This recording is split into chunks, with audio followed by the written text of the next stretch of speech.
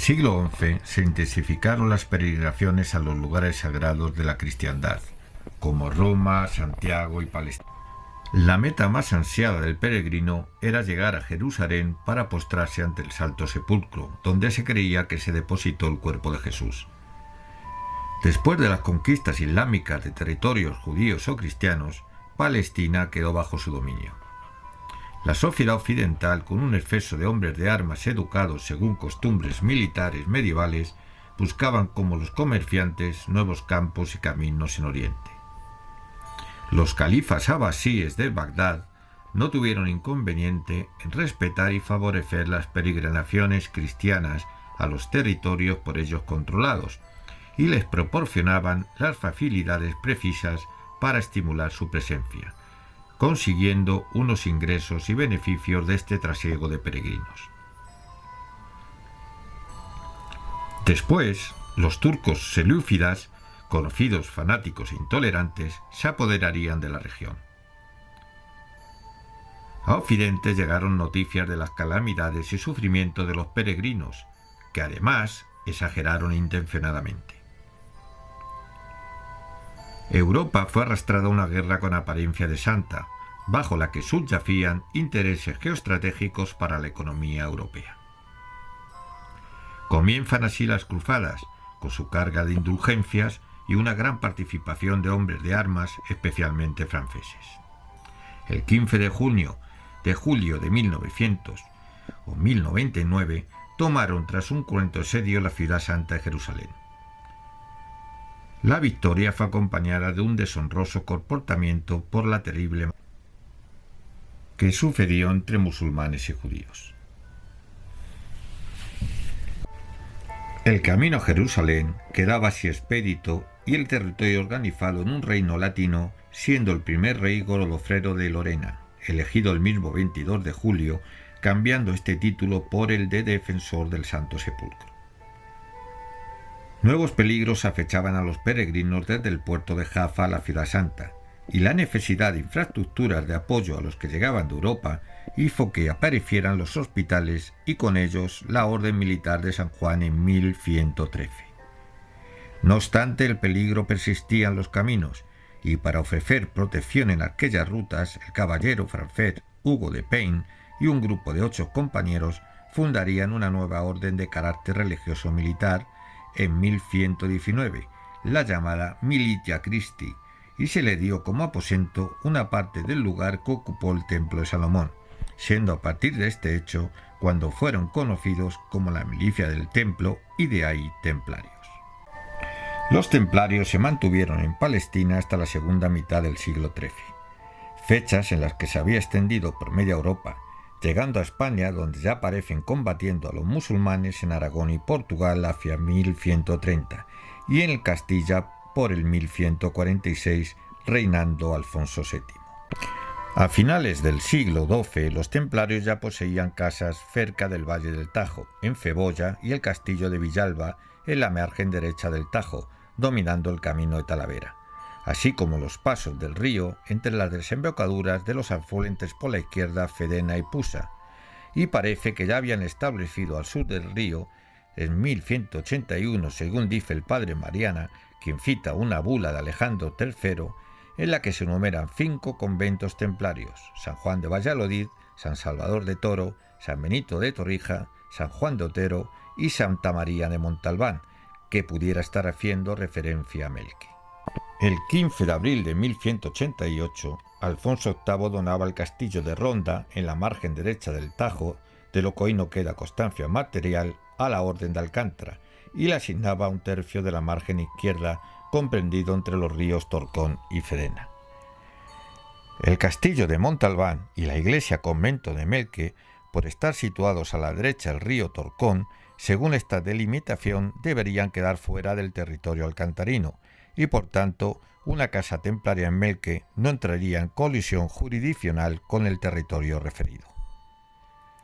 Pero en 1195 Alfonso VIII despoja estos dormiños a la Orden de Alcántara y los entrega a la pequeña Orden de Santa María de Montegaurio. En Dos Hermanas, entre 1188 y 1210, se estableció una población documentada en el diploma de cesión como aldea de Montalbán, es decir, situada en el territorio que fue sucesivamente de la Orden de Alcántara, posteriormente de Montegaudio y más tarde del Temple hasta la donación a Telles de Meneses. Los anales de Alcántara recogen un episodio bélico tardío en Dos Hermanas. En 1237 la Orden de Alcántara demanda a los templarios la posesión de Ronda, por considerar su estancia una ocupación ilegítima, apoyándose en una sentencia favorable de 1240 que obliga al Temple a devolver el castillo de aquel lugar. No solo se negaron, sino que una tropa templaria comandada por Fray Miguel y Fray Pela Muniz hicieron frente a los alcantarinos, a quienes derrotaron causándole numerosas bajas. Estos, en venganza, incendiaron y saquearon la granja de Melque.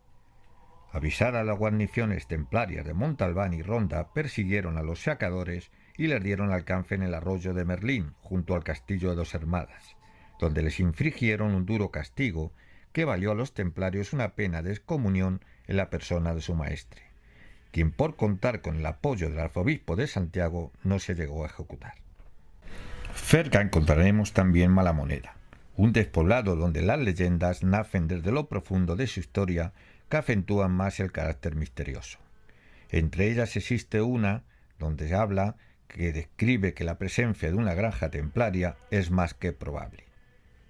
Esta leyenda, que debemos situar en unas fechas cercanas a la población por la orden del Temple del territorio de Montalbán, refiere que los templarios defendían la torre fuerte allí levantada, encontrándose cercada por los musulmanes.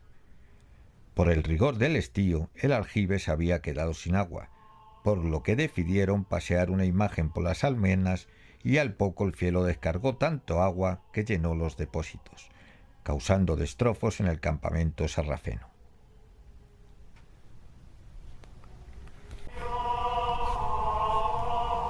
No desistieron los moros en su objetivo de tomar la fortaleza, quienes al no poder hacerlo guerreando, recurrieron a la argucia de la traición.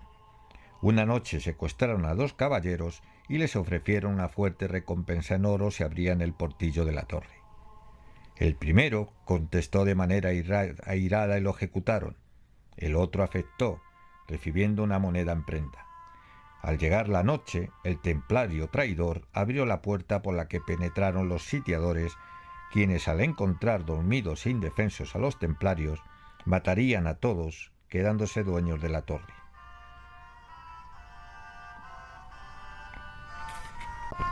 El traidor, al intentar cobrar la recompensa, fue decapitado. Luego de arrojar los cadáveres fuera de la torre, abandonaron los moros el lugar. Al llegar los cristianos pudieron comprobar cómo los cadáveres de aquellos monjes guerreros habían derretido el duro granito, hundiéndose en la roca y formando unas cavidades a modo de tumba que hoy existen cerca de la torre.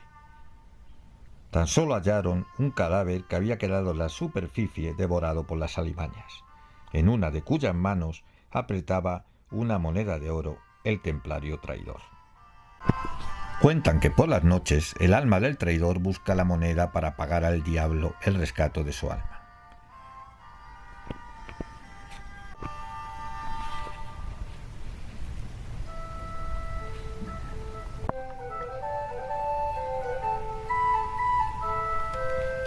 Pero dejemos la leyenda y vayamos a la historia.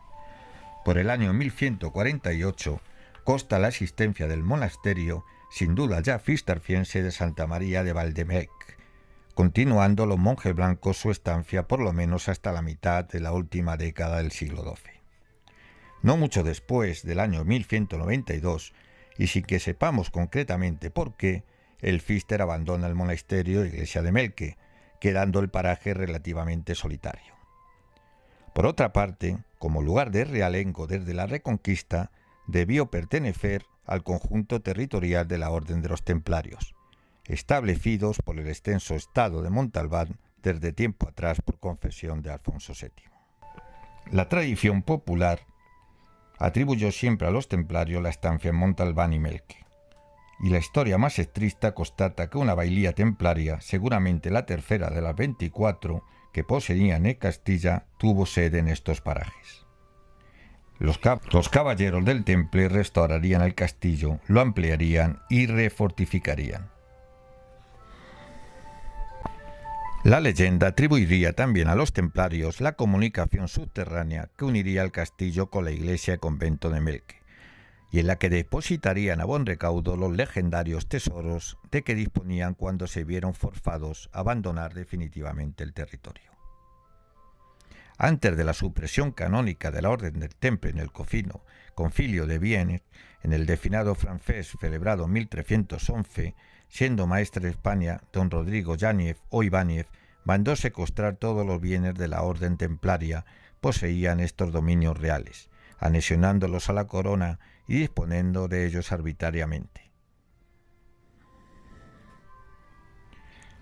Desde el citado año de 1308 poco sabremos de Melque.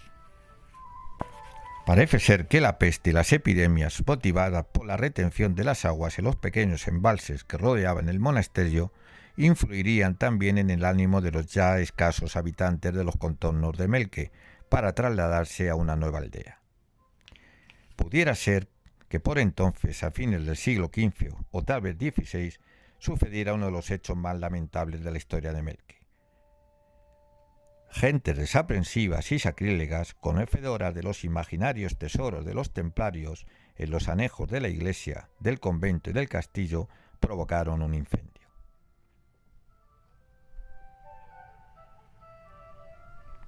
Lo que parece más cierto, según la relación de la época de Felipe II, fechada en febrero del año 1576, es que la iglesia estaba en su interior decorada con estuco recubierto de oro, que consideraron material macizo, prendiendo fuego al templo para aprovecharse del supuesto rico metal que se desprendería al fundirse por el calor. Providencialmente se salvaron las imágenes de la iglesia y con ellas la devoción a Nuestra Señora de Melque y a la Virgen del Socorro allí existentes.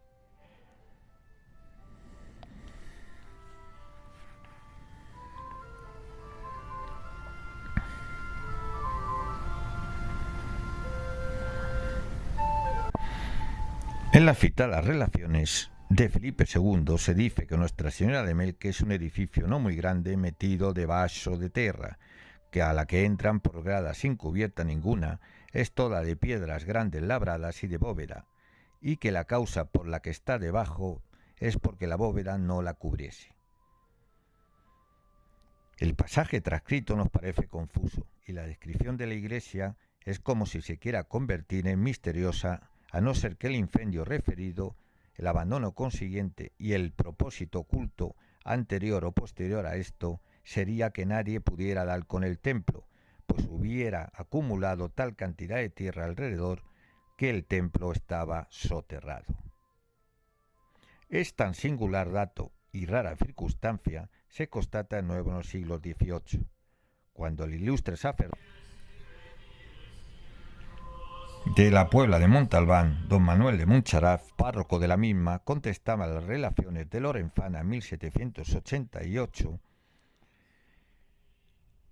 que la iglesia había sido escondida de una manera premeditada y su situación y accesos ocultos también con una intención enigmática. Se recoge que seguramente una boca de colonos, de pastores y cazadores de aquellos contornos, un cazador empedernido perdía un hurón entre los farfales y las viejas construcciones ya derruidas en torno a Melque. Este cazador, al intentar recuperar el bicho, descubrió una gran entrada oculta entre la maleza, por donde, descendiendo ligeramente, pudo llegar a una estancia abovedada que entendió ser ermita. Allí se conservaban los objetos del culto sagrado en las imágenes de Santa María de Melque. A fines del siglo XIX, ya desaparecido Melque para convertirse en un vulgar lugar de dehesa de pastizales.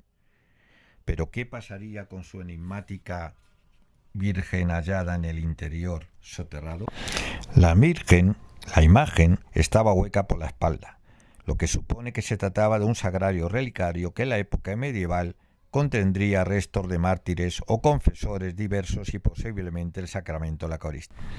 Después del año 1936 desapareció la venerada imagen, consumida en pavesas junto con otras obras del más puro arte y más tradicional historia. Sin embargo, esta historia no está clara. Por el año 1934, unos alemanes vinieron a San Martín tratando de investigar sobre la Virgen de Melque, y al mostrársela a la misma, según se veneraba en esta parroquia bajo la advocación del Socorro, e insinuarles que también había otra imagen de Melque en la Puebla, contestaron estos alemanes que ésta les interesaba menos, porque según sus investigaciones no representaba a la auténtica, la cual sería la de San Martín de Montalbán. Estos mismos alemanes u otros con análogos fines estuvieron también en la parroquia por el año 1942, una vez ya no existía la imagen y la Virgen de Melque. ¿Qué fue de la imagen de la Virgen del Santuario de Melque? Dado su valor y sus características, difícilmente pudo ser destruida a fines de 1938 o comienzos del 39. Máxime cuando intervendría en su traslado desde San Martín a Madrid u Ocaña algún entendido anticuario o erudito en la materia.